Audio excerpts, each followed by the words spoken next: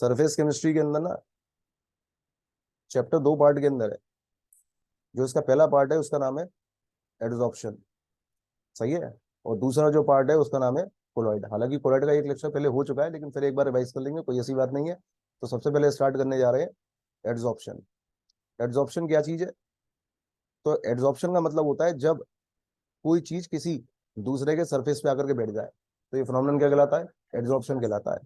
Generally जो चीज बैठती है वो गैस होती है या कोई लिक्विड होती है, और जिसके ऊपर आकर के बैठती है वो चीज कौन होती है? सॉलिड होती है। बात आ गई समझ में? दो चीज हो गई इसमें, एक बैठने वाला एक बैठाने वाला। जो बैठने वाला होता है उसको बोलते हैं एड्सॉर्बेट। क्या बोलते हैं? एड्सॉर्बेट। और जो बैठाने वाला होता है उसको बोलते हैं एड्सॉर्बेंट। बात आ गई समझ में? जब बैठने वाला बैठाने वाले के ऊपर बैठता है तो फिनोमेनन क्या कहलाता है? एड्सॉर्प्शन। हिंदी में आ गई बात समझ में? ठीक है।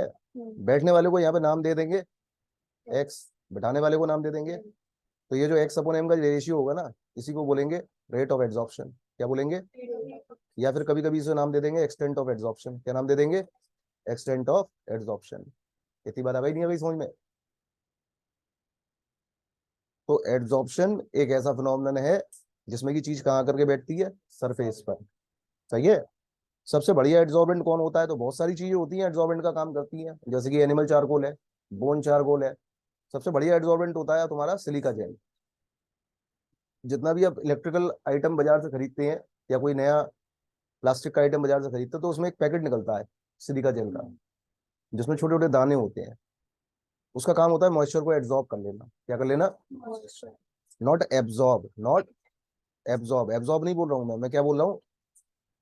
सही है। क्योंकि एब्जॉर्प्शन एक अलग चीज है, एड्सॉर्प्शन एक अलग चीज है। डिफरेंस क्या है? एड्सॉर्प्शन में चीजें अंदर ज्यादा जाती है, बाहर कम जाती है।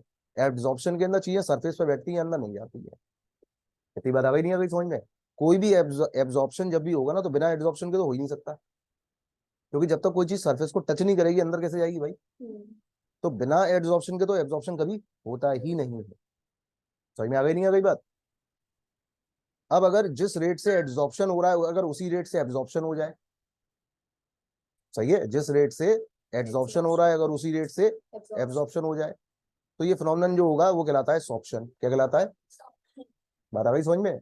यानी कि जब एब्जॉर्प्शन और एब्जॉर्प्शन दोनों एक साथ हो जाए तो ये फिनोमेनन क्या कहलाता है? सॉर्प्शन कहलाता है। समझ में आ गई नहीं आ गई बात? एक्सटेंट ऑफ एब्जॉर्प्शन बोल लो या रेट ऑफ एब्जॉर्प्शन बोल लो, एक ही बात होती है। क्या होती है? एक ही बात। एक्स अपॉन एम से रिप्रेजेंट करते हैं। सही है। सवाल कभी कभी ये पूछा जाता है कि एब्जॉर्प्शन का रीजन क्या है? तो एब्जॉर्प्शन का रीजन होता है कि सॉलिड और लिक्विड के की जो सरफेस होती है ना, उस पर बैठे होते हैं अनबैलेंस फोर्सेस। क्या बैठे होते हैं?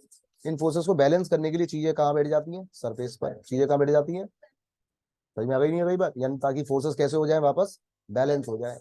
अगर डायरेक्ट ऑप्शन आता है कि एब्जॉर्प्शन का रीजन क्या है, तो इसका सीधा आंसर जाता है अनबैलेंस फोर्स किस में कन्वर्ट हो जाए? बैलेंस फोर्स में कन्वर्ट हो जाए। बात आ गई बेटा समझ में?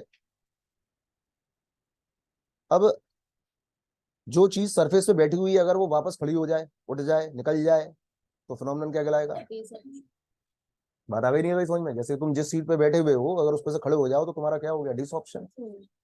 समझ में आ गई नहीं आ गई बात? अब ऐसे कितने फैक्टर्स हैं जिन पर की ये एड्सॉर्प्शन डिपेंड करता है?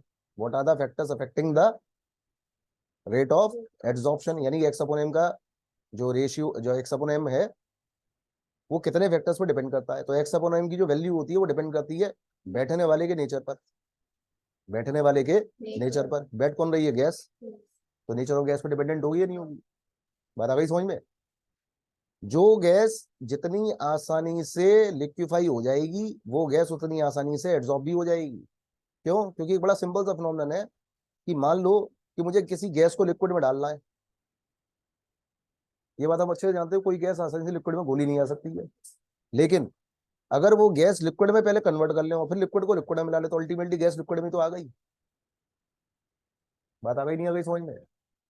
और गैस को लिक्विड में कन्वर्ट करने का तरीका क्या कहलाता है? लिक्विफिकेशन। कहलाता नहीं कहलाता है? तो इसका मतलब जो गैस जितनी आसानी से लिक्विफाई हो जाएगी वो उतनी आसानी से एड्सॉर्ब भी हो जाएगी।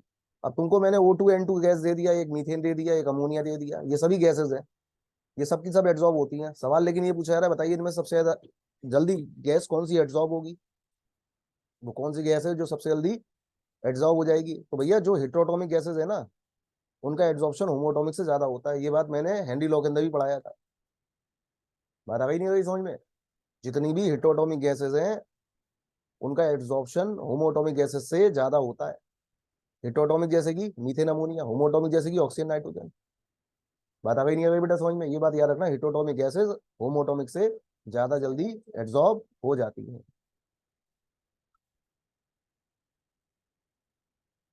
ठीक है। दूसरा फैक्टर क्या है?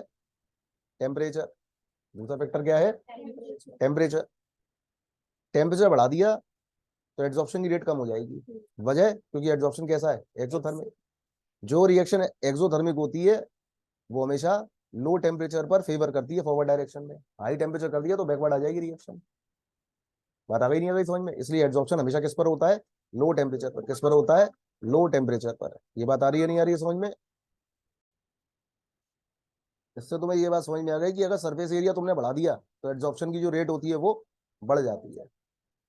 बात आ गई समझ में? चौथी बात, जो सबसे ज्यादा इंपॉर्टेंट फैक्टर है वो है प्रेशर। एक इंपॉर्टेंट फैक्टर कौन सा था? टेम्परेचर। अगला इंपॉर्टेंट फैक्टर क्या है? प्रेशर। अगर तुमने प्रेशर बढ़ा दिया तो प्रेशर बढ़ाने से एड्सॉर्प्शन की रेट बढ़ती है। अगर प्रेशर बढ़ा दिया तो प्रेशर बढ़ाने से एड्सॉर्प्शन की रेट बढ़ती है एक लिमिट तक। एक लिमिट तक। लिमिट से ज्यादा प्रेशर बढ़ा दिया तो एड्सॉर्प्शन की रेट पहले तो कोई फर्क नहीं पड़ेगा, उसके बाद तो गिर जाएगी। क्या? एड्सॉर्प्शन की रेट। अब इस बात को हम कैसे समझ सकते हैं?